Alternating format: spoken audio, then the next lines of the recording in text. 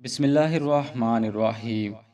امیر المومنین حضرت عمر فاروق رضی اللہ تعالیٰ عنہ کے بیٹے حضرت عبداللہ ابن عمر رضی اللہ عنہ سے روایت ہے، آپ فرماتے ہیں، جب میرے والد حضرت عمر فاروق نے اسلام قبول کیا تو آپ نے پوچھا، قریش میں کون آدمی ہے جو سب سے زیادہ خبریں پھیلانے والا ہے؟ بتایا گیا، جمیل بن معمر بن حبیب ایسا شخص ہے جو سب سے زیادہ خبریں عام کرتا ہے۔ آپ فوراً گھر سے نکلے اور اس کی تلاش میں چل پڑے۔ حضرت ابن عمر کہتے ہیں، اگرچہ میں اس وقت چھوٹا تھا لیکن میں بھی اپنے والد کے پیچھے پیچھے چل پڑا۔ آپ فرماتے ہیں، میرے والد حضرت عمر فاروق رضی اللہ عنہ نے جمیل بن معمر کو تلاش کیا اور فرمایا، اے جمیل بن معمر، میں مسلمان ہو گیا ہوں اور میں نے دین محمد صلی اللہ علیہ وسلم قبول کر لیا ہے۔ جمیل بن معمر نے یہ بات سنی اور اپنی چادر گھسیٹتا ہوا باہر نکل گیا۔ حضرت عمر رضی اللہ عنہ اس کے پیچھے پیچھے ہو لیے اور میں ان کے پیچھے تھا۔ وہ بیت اللہ شریف کے دروازے پر پہنچا اور چلا کر کہنے لگا، اے قریش کے لوگو، میری بات سنو۔ قریش کے سرداران جو اس وقت کعبہ کے گرد اپنی اپنی مجلسوں میں بیٹھے ہوئے تھے، اس کی آواز سن کر فوراً اس کی طرف متوجہ ہو گئے۔ جمیل کہنے لگا، سنو، عمر دین سے پھر گیا ہے۔ حضرت عمر رضی اللہ عنہ بھی وہاں پہنچ چکے تھے۔ آپ نے فوراً جواب دیا، جھوٹ کہتا ہے، میں مسلمان ہوا ہوں اور شہادت دیتا ہوں کہ اللہ کے سوا کوئی الہ نہیں اور محمد صلی اللہ علیہ وآلہ وسلم اس کے بندے اور رسول ہیں۔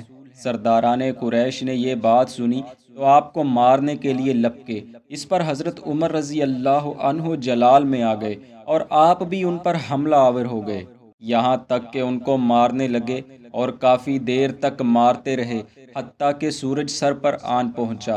پھر آپ تھک کر وہیں بیٹھ گئے۔ آپ کے ارد گرد لوگوں کا ایک مجمع لگا ہوا تھا۔ حضرت عمر فاروق نے ان سے کہا، تم جو چاہے کر لو، میں یہاں بیٹھا ہوں۔ اتنے میں قریش کا ایک بوڑھا آگے بڑھا اور لوگوں سے پوچھنے لگا۔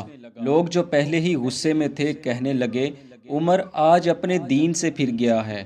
اس نے کہا، تو پھر کیا ہوا؟ ایک آدمی نے اپنے لیے جو کچھ چاہا اختیار کر لیا، اب تم کیا چاہتے ہو؟ کیا تم لوگ یہ سمجھتے ہو کہ بنو عدی اس طرح اپنے آدمی کو تم لوگوں کے حوالے کر دیں گے؟ چلو ہٹ جاؤ اس کے پاس سے اور اپنا کام کرو۔ بس وہ لوگ اس بوڑھے کا حکم سن کر یوں پیچھے ہٹے گویا کچھ ہوا ہی نہیں تھا۔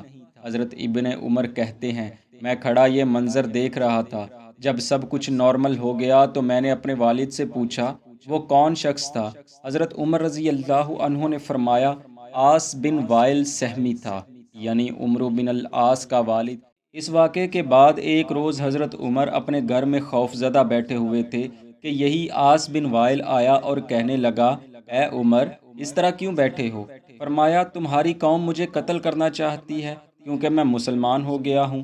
کہنے لگا، کوئی تم پر ہاتھ نہیں ڈال سکتا جبکہ مجھ سے تمہیں امان مل چکی ہے۔ پھر آس بن وائل باہر نکلا تو دیکھا کہ لوگوں کا ایک ہجوم ہے جو حضرت عمر کے گھر کی طرف بڑھ رہا ہے۔ آس بن وائل کہنے لگا، تم لوگ کیا چاہتے ہو؟ لوگ کہنے لگے، ہم عمر بن خطاب کی خبر لینا چاہتے ہیں کیونکہ وہ اپنے دین سے پھر گیا ہے۔ آس بن وائل نے کہا، تم میں سے کوئی شخص اس پر ہاتھ نہیں ڈال سکتا۔ بس تمام لوگ فوراً بکھر گئے اور پھر دوبارہ آپ کے گھر کی طرف رخ نہ کیا۔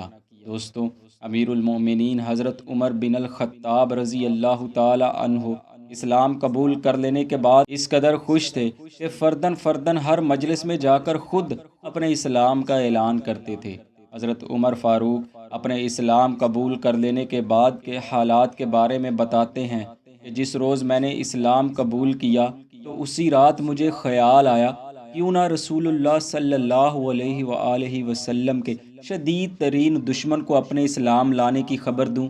چنانچہ میں اٹھا اور سیدھا ابو جہل کے گھر کا رخ کیا۔ میں نے اس کے گھر کا دروازہ کھٹکھٹایا تو وہ خود باہر نکلا اور مجھے دیکھتے ہی کہنے لگا، خوش آمدید میرے بھانجے، آؤ، کیسے آئے ہو؟ میں نے کہا، میں یہ خبر دینے آیا ہوں کہ میں نے اسلام قبول کر لیا ہے اور میں بھی مسلمان ہو گیا ہوں۔ آپ فرماتے ہیں، ابو جہل نے جیسے ہی یہ سنا تو فوراً آگ بگولا ہو گیا اور کہنے لگا، برا ہو تیرا اور اس چیز کا بھی برا ہو جسے تو لے کر آیا ہے۔ ابو جہل حضرت عمر رضی اللہ عنہ اور آپ کے خاندان کو بخوبی جانتا تھا، اس لیے وہ ان کے خلاف کوئی جارحانہ قدم نہیں اٹھا سکتا تھا، لہٰذا اس نے یہ جملہ کہا اور اپنا سا منہ لے کر اندر چلا گیا۔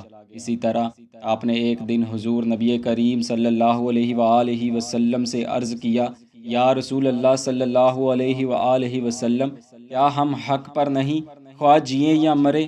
اللہ کے نبی نے فرمایا، اس ذات کی قسم جس کے ہاتھ میں میری جان ہے، تم لوگ حق پر ہو، خواہ جیو یا مرو۔ عرض کیا، پھر ہمیں اس کو چھپانے کی کیا ضرورت ہے؟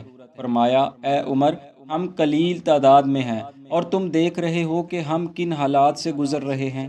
حضرت عمر نے عرض کیا، اس ذات کی قسم جس نے آپ کو حق کے ساتھ نبی بنا کر بھیجا ہے، میں کوئی مجلس ایسی نہ چھوڑوں گا جہاں میں پہلے کفر کے ساتھ بیٹھا تھا اور اب اسلام کے ساتھ نہ بیٹھوں۔ پس حضرت عمر رضی اللہ عنہ نے ہر مجلس میں علل اعلان دین اسلام کا پرچار شروع کر دیا۔ دعا ہے اللہ عز و جل آپ کی مرکز پر اپنی لاتعداد رحمتوں کا نزول فرمائے اور ان کے صدقے ہماری بے حساب مغفرت فرمائے، آمین۔